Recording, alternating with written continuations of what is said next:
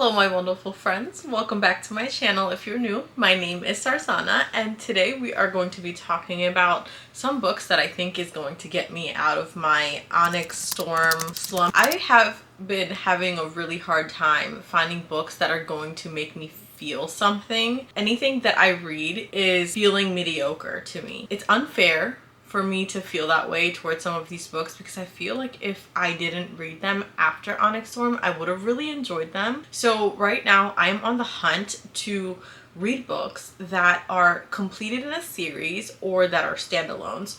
I refuse to read a book in a series that is still to be continued. I just feel like I need to either binge a series or I need to read a specific standalone that is going to get me the completion of a story, if that makes sense. Like, I just need it to be start to finish. I don't want to be stuck in a cliffhanger and I don't want to sit there and ponder over a series. Like, I want to finish a book or a series and be like, wow, that was amazing. I'm so glad I read it. I'm glad that I read Fourth Wing, Iron Flame, and Onyx Storm. But at the same time, I kind of wish that I had waited because it's just so unfair. And and it's like ruining my life right now. Reading Onyx Storm has like ruined reading for me. I don't want to pick up a book because I know I'm not going to enjoy it as much as I enjoyed Onyx Storm. And that's literally all I can think about. To get myself out of this little slump, I want to go ahead and create a TBR. I picked up some of these books off my shelves.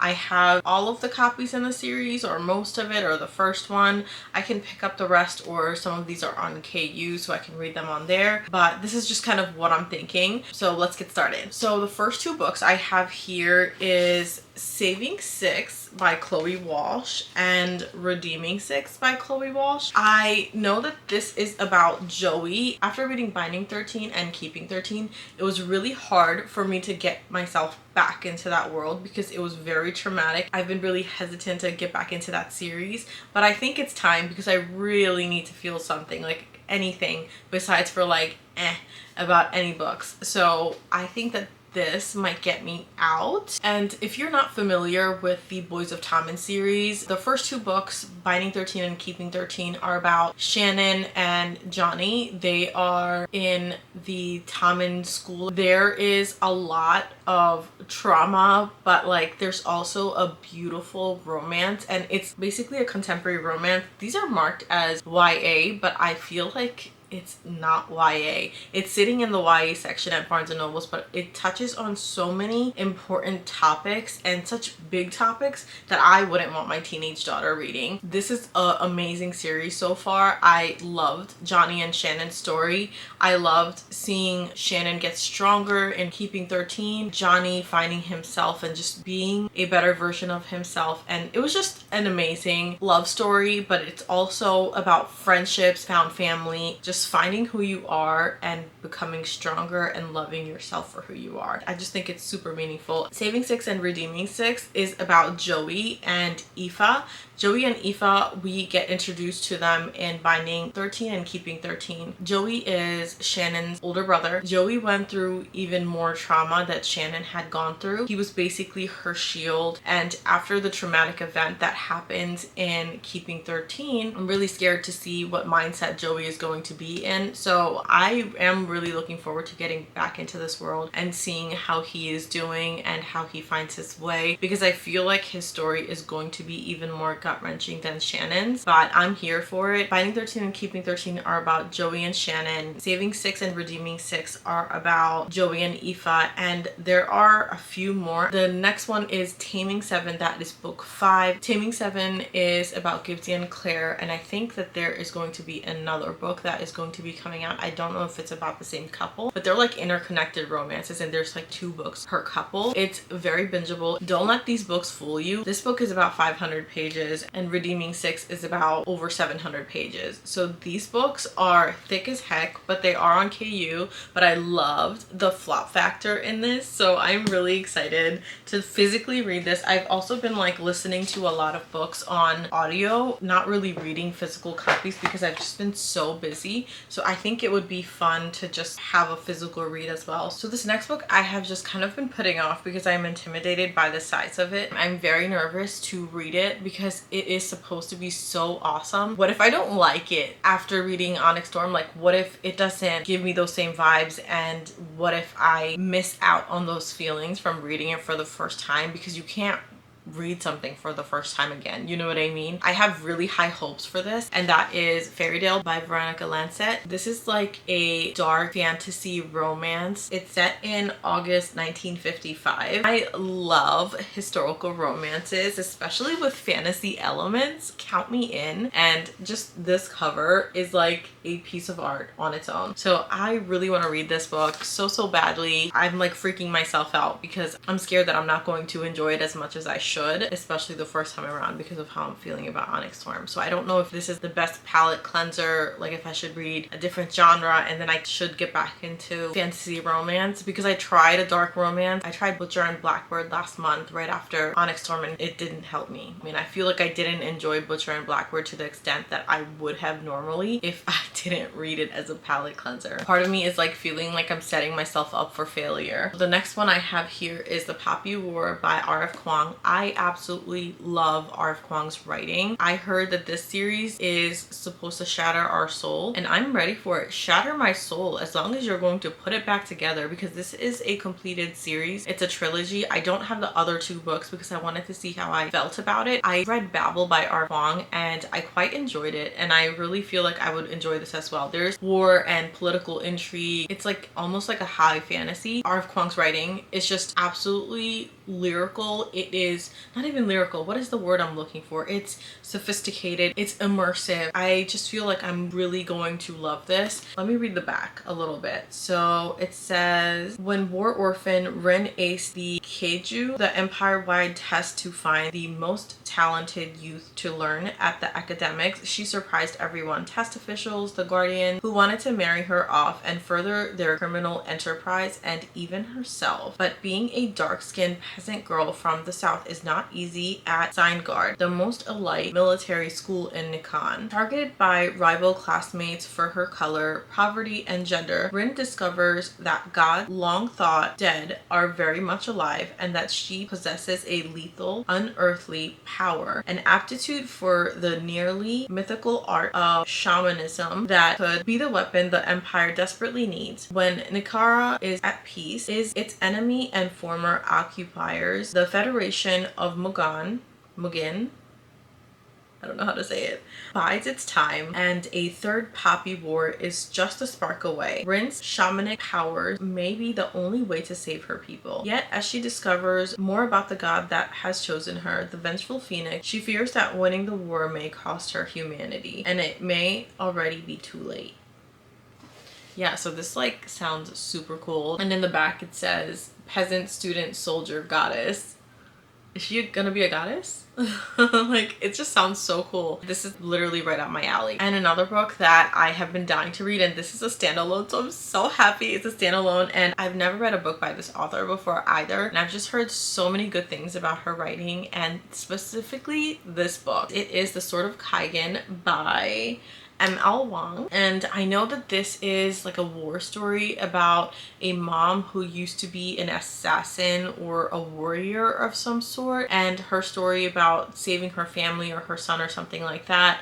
And I don't know, I just feel like I could relate to her as like a mama bear and everything, you know? Like, I just feel like I could really relate to this story and this character, so I'm really looking forward to reading this as well. And in the back, it actually compares it to the Poppy War. So in the back it says, the Poppy War's darkness meets the last airbender elemental magic. I haven't been so emotionally moved by a book in a long time, and this was by J.C. Kang, USA, today's best-selling author of the Dragon Song saga. And then by Blue Ink Star Review, it says, fantasy and martial art aficionados alike should enjoy this emotionally supercharged novel about love and loss, which pierces readers' hearts with the precision of a samurai's razor-sharp blade.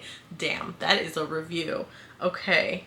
Yo, this sounds really good. And this is like a standalone. So you guys, maybe this will make me feel things. This is so different from Onyx Storm and like a regular fantasy romance. In the back it says, on a mountainside at the edge of the Kaganese Empire live the most powerful fighters in the world, warriors capable of raising the sea and wielding blades of ice.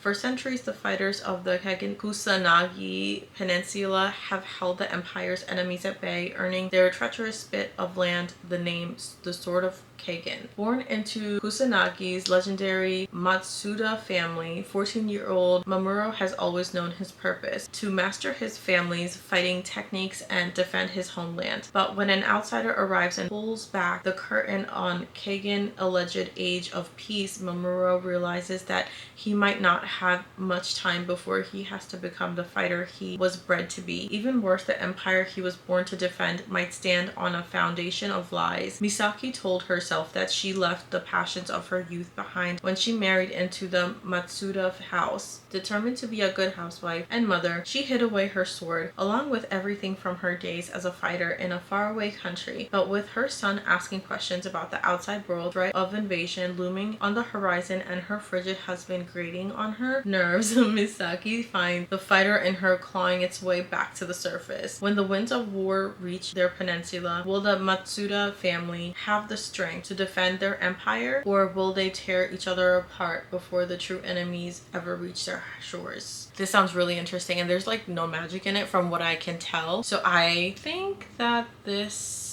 might be the way to go, you guys. I feel like I've like already made my decision, but I'm gonna tell you the rest of the books on my TBR. I have also been dying to get back into the Zodiac Academy series. I read books 1 through 3, but I feel like it's time for a reread because I read it over a year ago, and just for it to like stay fresh in my mind, I feel like I want to like read the entire series again. It is a bully romance. It is a dark academia fantasy romance. This is about two sisters, Tori and Darcy. They are living in the human realm. Somehow they are introduced to the Feylands, and they have to go to this school called Solaria, and there's just like a lot of chaotic things that happens, but like it's super fun and super fast paced, and there is a slew of mythical beings like vampires, different kinds of shifters, and it's just like super fun and super good time. It is not like the best writing, but I don't really care. Like, I want to feel something, and if I need to feel angry, then I'm fine with being angry. But yeah, this will definitely make me feel things, and I am familiar with the series, so I feel like this might be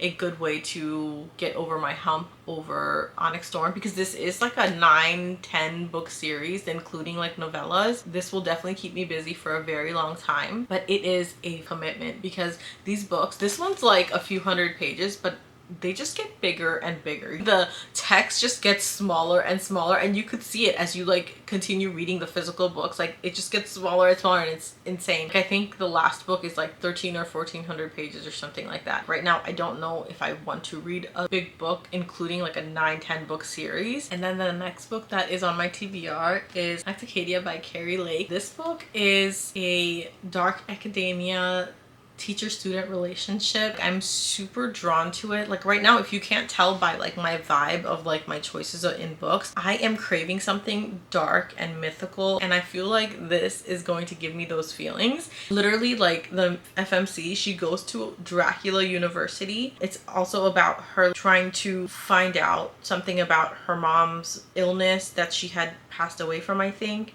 and she's, oh no, maybe she's not dead. Maybe okay, so I need to read. Maybe that would help if I read it. So it says, after watching my mother succumb to a mysterious illness, I promised myself 2 things. I'd find the cure for what ravaged her and leave the godforsaken city where she abandoned me. Okay, so she like left her. Okay, got it. Okay, yeah, but I've heard like really good things about the MMC in this book as well. It's not a series, it's standalone, so I feel like this would also be perfect as well, but I still feel like Sword of Kagan is calling to me. So the last book I have here is an epic fantasy. I've heard really good things about it, and it's also about dragons. You guys, dragons? Stop it. Okay, so it's called The Rage of Dragons. This is by Evan Winter. I've heard really good things about it. It is an epic fantasy as well. That's all I know. That's all I know. All I knew was that it's about dragons and it's an epic fantasy, and I was like, hell yes, sign me up. So in the back it says, a world caught in an eternal war, one young man will become his people's only hope for survival. Game of Thrones meets Gladiator in Evan Winter's The Rage of Dragons, a novel that started as a self-publishing sensation and has become one of the most acclaimed epic fantasy debuts of recent years. Holy shit, that is like high praise right there. You guys, I'm so conflicted. It's not even funny. I don't know what to read next. I don't know what to do. Like, these piles of books all sound so good. I'm like conflicted. Maybe I should do a vlog where I like read all of them. What do you think? Should that be my next vlog, where I read these standalones or I read some of these? You guys let me know what you want, okay? I am going to think on that a little bit, but that does conclude our video. This is all of the books that I think will get me out of this weird Onyx Storm slump, because guys, I can't tell you how much I want to read a awesome book, a book that just makes me feel all the feelings. I want to feel like I'm not reading anymore, because that is what happened with Onyx Storm. Like, I felt like I was not really reading a book. I literally, when I was finished with the book, I was like, is this real life? That is the TBR. I am going to have a hard time thinking about this. If you guys have read any of these books, please comment down below and let me know what I should prioritize. Or if I haven't mentioned any books here, let me know if you think that you know of a book that is going to get me out of this weird little slump, because you guys have the best recommendations and right now your girl is suffering. If you made it to the end, thank you so much. I love you so much, and I will catch you in the next one. Bye.